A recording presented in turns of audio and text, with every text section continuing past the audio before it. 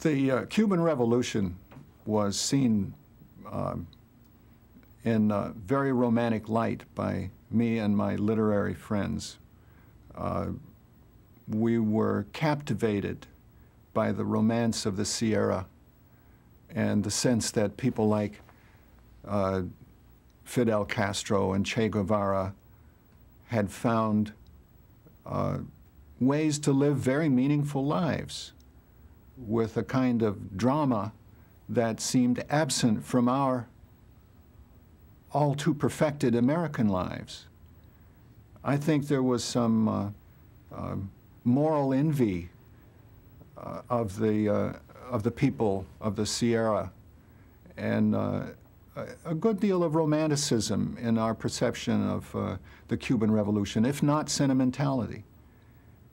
In any case, I found it very easy to identify with the Cuban Revolution, as did my friends, even people who worked at Bendix. We all started out thinking what a rat Batista had been for the Cubans. How could anyone not be a revolutionary in a Cuban situation? It was as if the Cubans of that moment were living through, historically speaking, the same choices and options that belonged to the men and women of 1776 in what became the United States. And to the extent that one supported in principle what George Washington and Thomas Jefferson and Betsy Ross and the rest of them did for our time of revolution, in that same way one had to support the Cuban revolutionaries of the 1950s, 1960s.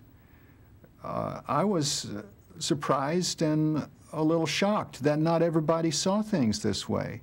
And of course, I ran into a lot of people at the place where I worked, the defense plant, who saw the Cuban Revolution as a great threat.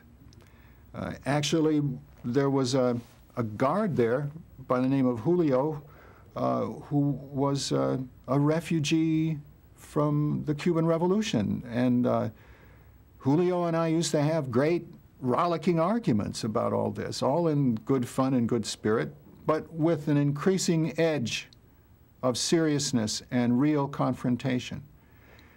The missile crisis of October 1962 really shook me up, shook my family up, shook my neighbors up. People who hadn't thought 2 seconds about politics were glued to that radio as we heard the report of the Russian ship bearing the rockets getting closer and closer, as we knew that our destroyers were out there to challenge them and shadow them on their way.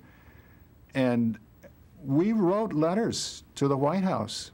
We said, "Dear Mr. President, please let's not have a nuclear war about this. This is crazy. They live with it.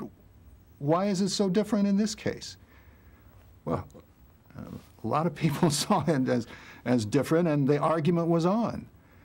I think that was a very key moment. It politicized us to the extent that we saw we just couldn't afford to pay attention, or to not pay attention to these problems. They were upon us even when they seemed remote.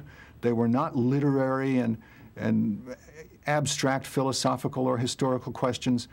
They were real questions that could hit your life very hard and could emerge in a split second to a crisis level. We lived at the edge of crisis, and the missile crisis is the event that brought that home to us.